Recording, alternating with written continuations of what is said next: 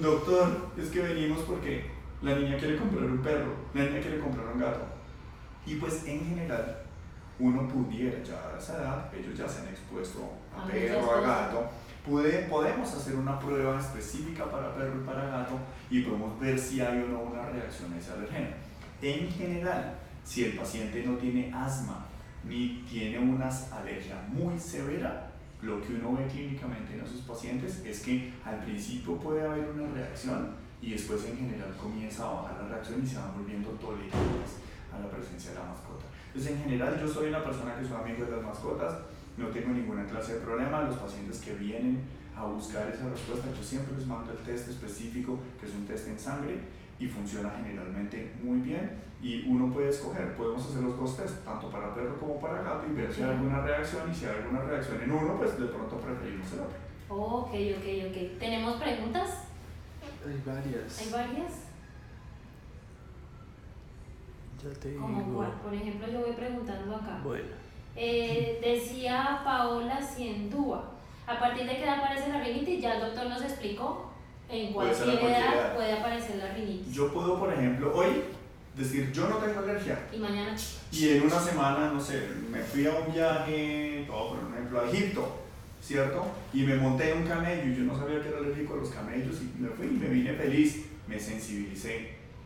Y de pronto digo yo, me quedó gustando mucho, Jessica, vámonos para un congreso que hay en Egipto, y nos vamos para Egipto y nos volvemos a montar el camello, y cuando me vuelvo a exponer presento una alergia. Entonces la alergia depende de la sensibilización y puede aparecer básicamente a cualquier edad alérgica, ¿no? Aquí preguntan varias veces, sí.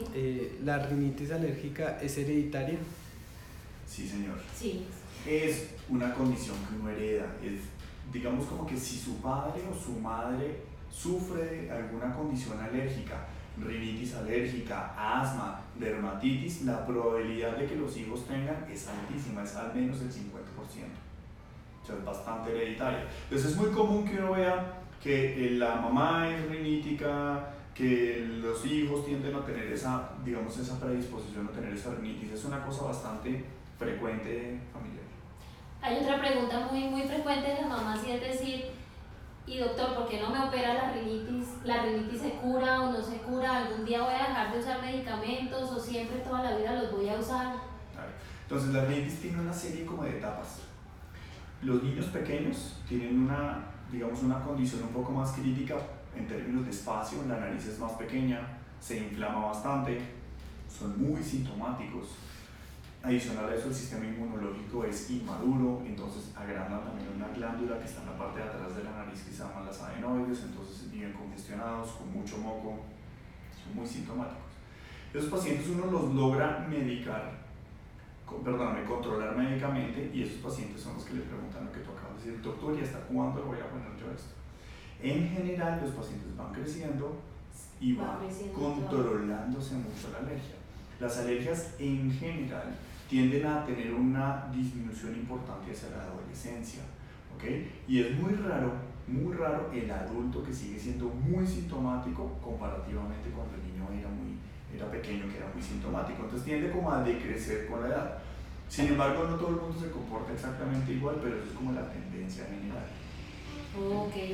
Una mamá pregunta, mi bebé siempre lo siento como si tuviera la nariz tapada y con ruido en el pecho. Yo soy alérgica, ¿es posible que él sufra también de alergia? Porque la pediatra la atendió, pero dijo que no sentía flema.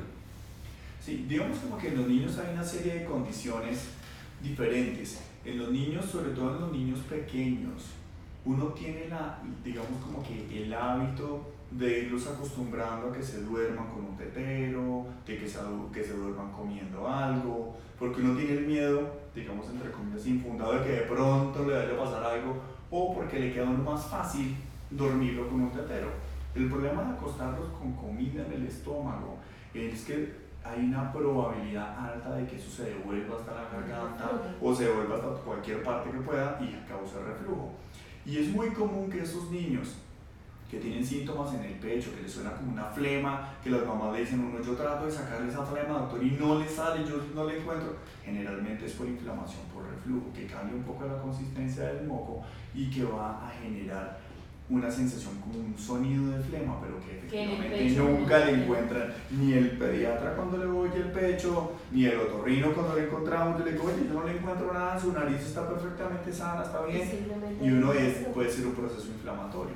Entonces, cuando una persona es alérgica o digamos, de una base alérgica y el paciente le suena el pecho, uno esperaría que de pronto sea como un broncoespasmo, es algo que nosotros, digamos, nos daría miedo que hiciera como unas sibilancias. Cuando un bebé tiene sibilancias, pues es muy probable que pueda ser un niño que tenga una hiperreactividad bronquial o que termine con un asma, y son cosas diferentes. En general es muy importante, si le encontramos un ruido en el pecho y lo encontramos congestionado con moco, que lo devolvemos, pero con buena frecuencia encuentran unos niños que no tienen moco, pero que están muy congestionados, encuentran la garganta irritada, que les suena este flema que no le encontramos nunca y que sea por reflujo. Y que ese es uno de los Y que no diagnósticos sea rinitis diferenciales. alérgica. Ok. Acá pregunta una mamá de esta mañana, dice que el niño tomaba un medicamento, luego le cambiaron a otro, son antihistamínicos, luego le cambiaron a otro porque le dijeron que eso había que estarlos cambiando cada rato para que no se hiciera resistencia a ese medicamento. Digamos como que en esto de cómo nosotros medicamos a los pacientes existen una cantidad de cosas importantes a tener en cuenta. Nosotros cuando estamos frente a un paciente que tiene una rinitis alérgica, para nosotros es supremamente importante saber cuál es el síntoma predominante del paciente. Porque si nosotros tenemos un niño que tiene unos síntomas predominantemente irritativos, es decir, que son los mocos, que son la piquiña en su nariz y los estornudos, a esos niños les va muy bien con un antihistamínico. Pero si adicional a eso el paciente tiene un proceso de congestión nasal o predomina como síntoma la congestión nasal, los antihistamínicos no le van a funcionar tan bien. Ahí van generalmente los corticoides tópicos nasales, que son los sprays nasales especiales que utilizamos para la nariz, que existen de muchas diferentes clases, pero en general los antihistamínicos funcionan muy bien para los pacientes que no tienen un proceso de congestión nasal severa.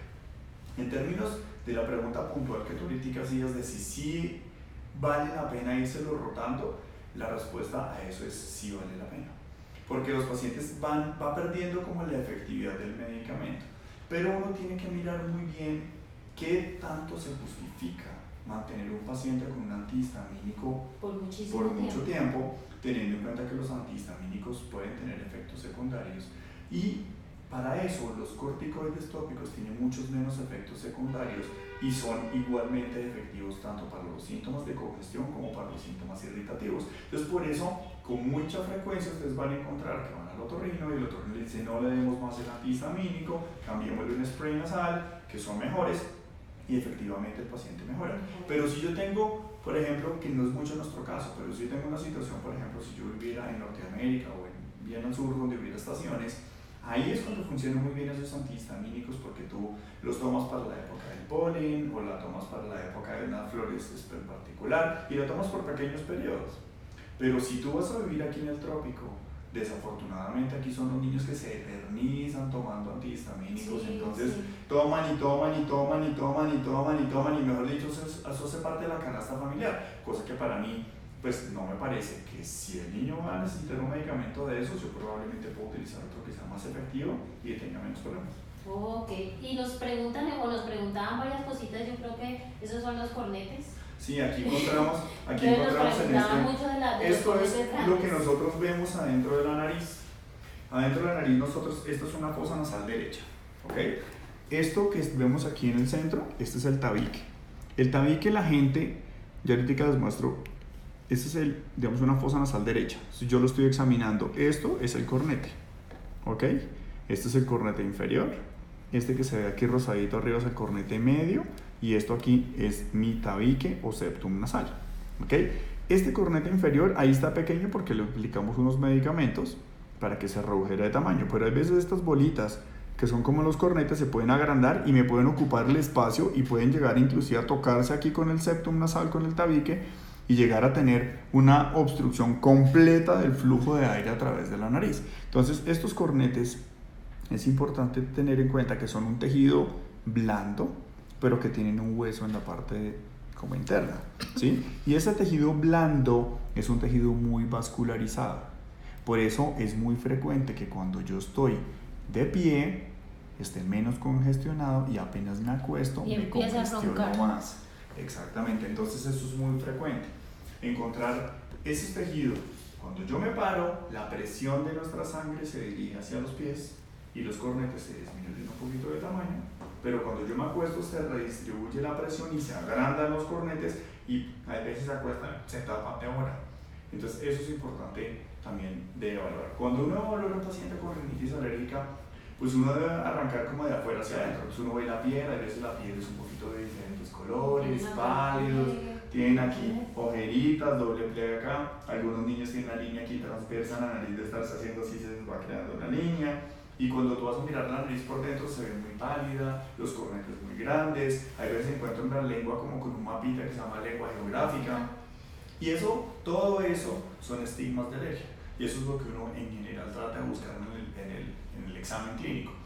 Ahora, la gran mayoría de pacientes que le llegan o que nos llegan aquí a nivel de otorrinopediátrica son pacientes porque están congestionados, porque están muy tapados, que han tomado antihistamínicos y que no mejoraron. Entonces, pues, parte de la razón de por qué no mejoran, ya lo sabemos, es porque los antihistamínicos son muy efectivos, pero para los estornudos, para la moqueadera y para la piquiña, pero su talón de Aquiles es la congestión nasal. Por eso utilizamos otro tipo diferente de medicamentos para los que tienen síntomas predominantemente obstructivos.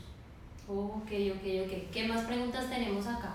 Carosol nos dice, doctor, ¿hay alguna manera de prevenir la rinitis de un niño cuando los dos papás tenemos rinitis alérgica?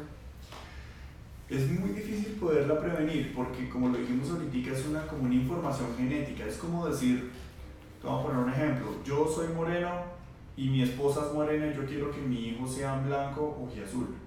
¿Cómo puedo yo hacer que mi hijo no sea moreno? Es muy difícil porque se va a cruzar la información genética del papá con la de la mamá y lo más probable es que eso se vaya a activar en algún momento de su vida. Entonces yo no creo que sea una condición que uno deba tener miedo. Generalmente son condiciones que son muy controlables. De hecho, yo sufro de rinitis alérgica y yo respiro perfecto. Me utilizo mis medicamentos a necesidad y cuando tengo mis medicamentos en general no tengo ninguna clase de síntoma. Entonces no es una condición para tenerle miedo, es una condición que yo no le puedo curar a los niños, pero sí se la podemos controlar. Podemos estar con un niño perfectamente controlado, que no tenga síntomas que le limiten absolutamente para nada su calidad de vida, que ahí es donde está la importancia de tener un paciente controlado.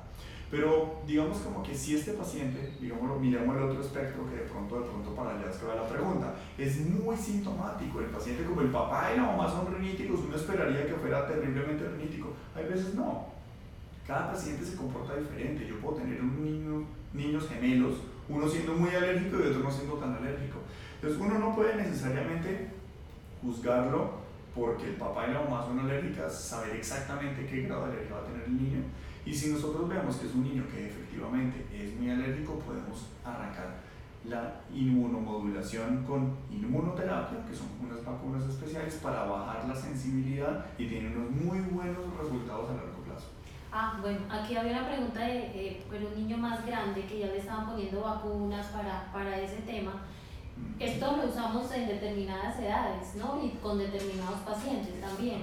No es todos los pacientes que sufren de rinitis de una vez vamos a ponerle las vacunas. No, exactamente. Y además que son tratamientos prolongadísimos. Son tratamientos, primero, que son prolongados, segundo, que son costosos, y tercero, que la efectividad es para ciertas cosas, no para todas.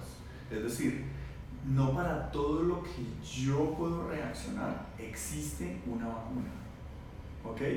Vacunas que puedan servir.